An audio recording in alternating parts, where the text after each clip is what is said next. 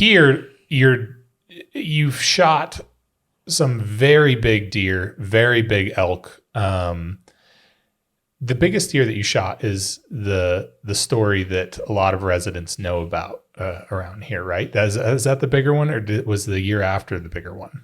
I've got a couple right in that like mid 190s. Yeah.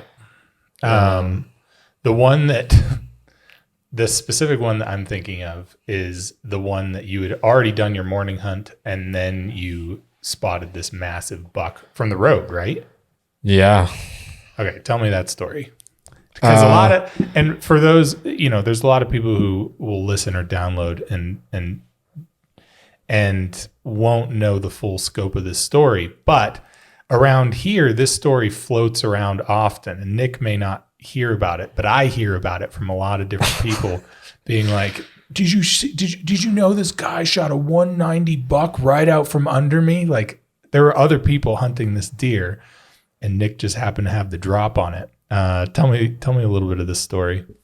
Yeah, I just it was opening day, and I didn't really have any other plans, so I went up this area that is well known, but it like continuously happens to produce like some nice deer.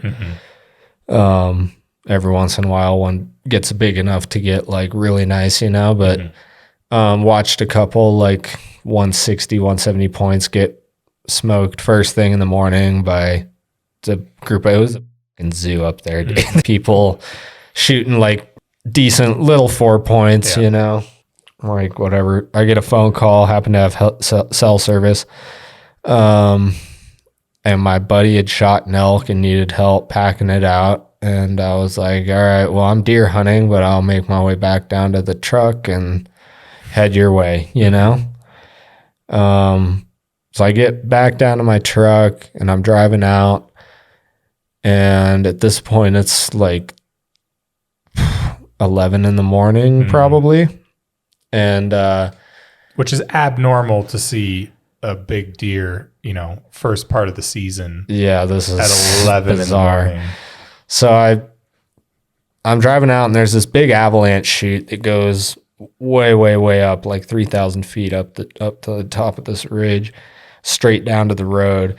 And I'd seen deer in that avalanche chute in the past, mm-hmm. and I was like, well, I better glass this real quick. Like, what are the odds? 11 o'clock in the morning, the sun's out. Right. And sure enough, there's a deer way at the top. And so I'm like, shit, all right, get my spotting scope on him. And all I see is like a decent frame with like some stickers, like obvious stickers. And at that range, I was like, Jesus Christ, about threw my spotting scope in the truck and grabbed my rifle and took off running. Uh-huh. I don't know. That deer was feeding out on an open sagebrush hillside, and there was one truck already parked right there at the bottom of the chute. And I'm like, okay, well, obviously somebody's up here, right. And there's not a chance in hell that somebody else doesn't see this monster buck standing on an open hillside. Yep. I'm like, but I'm going to give it hell anyways. And mm-hmm. The buck was probably 200 to 2,500 feet from the road, and I needed to get above him, mm-hmm. And sneak down. I made it like a third, maybe half the way up, and I glassed him, and he had bedded down on that open hillside right next to, there was just one lone pine tree on this open hillside. Uh-huh. And he was next to that. It's like, God, I was close to halfway, and nobody has shot this deer yet. And I'm like, how is it possible? How has whoever's parked right here? And as it turns out, he was like just below kind of where the ridge rolled off, and those other hunters ended up being on the very top. Yep. I think they spent the night up there. Yep. And so that deer was just below you know, Yeah. where it broke right over. below. Yeah, I got you. Right below him, basically. Yeah, they just wouldn't be able to see them unless they peeked over that edge.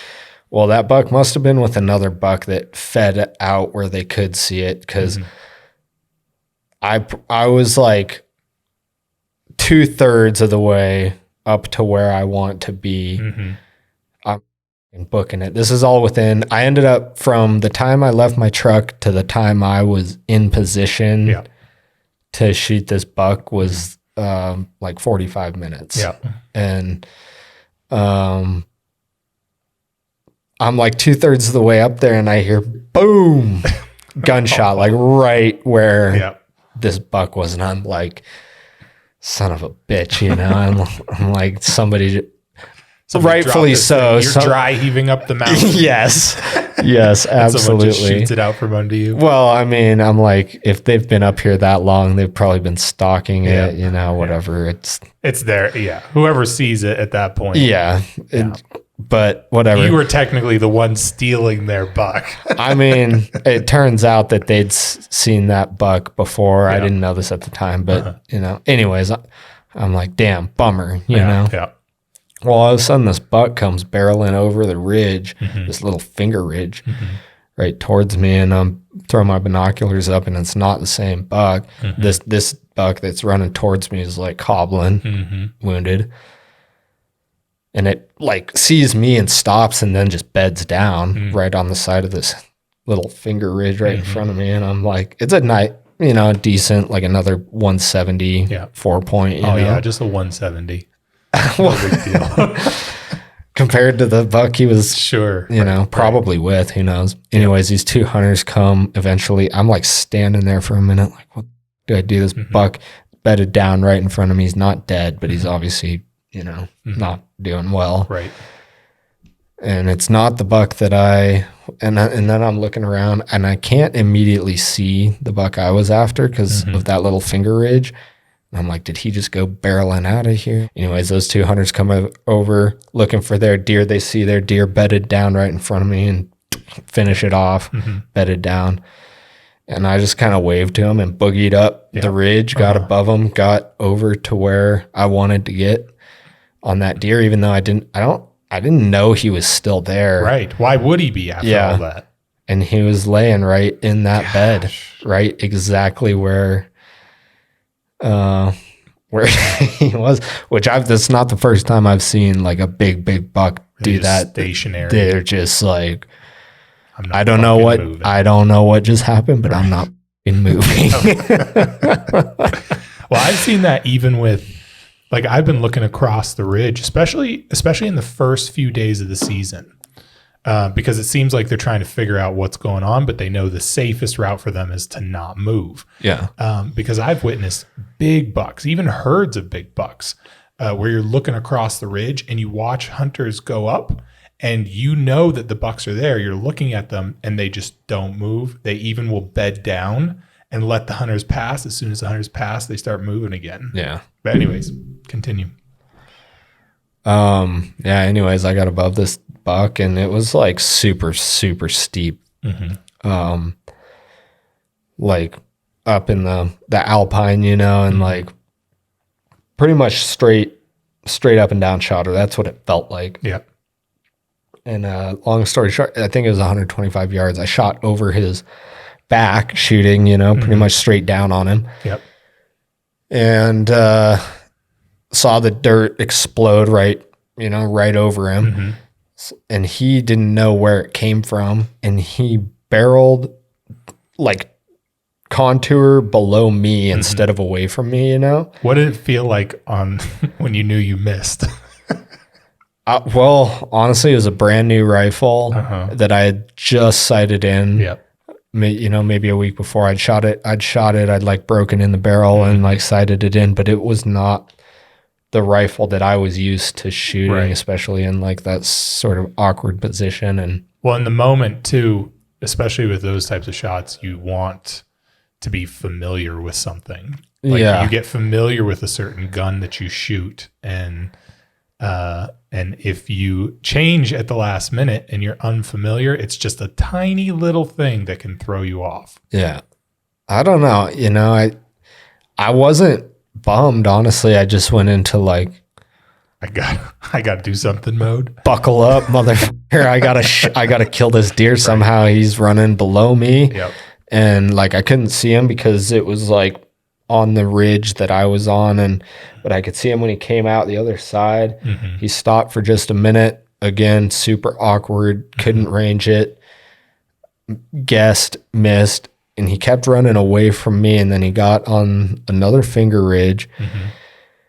And he stopped and looked back again, and it was the same thing. At this point, I'm like kind of half laying, half crouching. It's probably 300 yards. I was just guessing. Shot over his back, and he ran all the way back. And I realized at this point. Wait, so he had run. Did he do like a circle, or was he just zigzagging? He ran below me and across, stopped. Mm-hmm. I shot, missed, and he was running right back the way instead of going over that ridge. Yeah. For some reason, it spooked him, and he ran right back around, basically right below me, where the exact same path that he had just taken, Yeah. you know? Yeah. And I like scooted down the ridge a little bit more because I could see him coming. I was like, he's going to cross right below me, right where he did. And I couldn't quite see him because of where it was on the ridge. Yeah. I was able to range it. And again, it was like straight up and down. Mm-hmm. And here he comes, like boogieing right below me. And right when he like got up on the ridge and I had a clear shot, I like yipped, like a little yip. Yep. And he stopped, and I was actually just like freehand. And I knew it was a good shot. Like as soon as the gun went off, I was like, God, you're not getting away. Dude took up like the whole scope. Gosh. And he just bailed straight downhill, which ended up being like this rocky, cliffy, nasty, super steep Yep. shoot, basically. And I went, and that was my last bullet. I only had like however many fits in magazine of a rifle. Yeah. Yeah.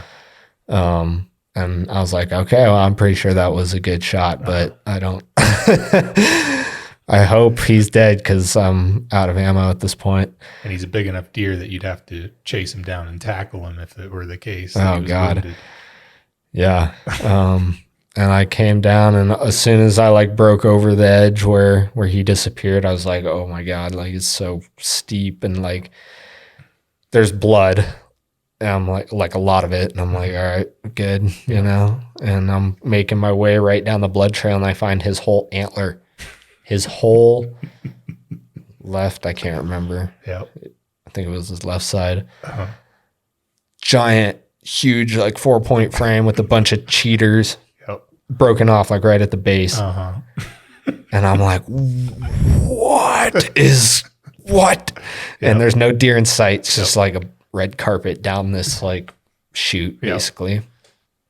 And got down there, and yeah, he was dead. And the antler like broke right at the base. I'm assuming when he like tumbled down that. Hit a rock just right. Yeah, I don't know. That's crazy. Of course, Did you it piece them happened. back together? Yeah, I sent it to one of my really good buddies. His brother is a taxidermist. Yeah. And he put like a rod in like the base of the antler that goes up into the actual antler, and like put putty in. Like you cannot tell that it ever broke. That's he did awesome. An incredible job. Yeah, he's the man.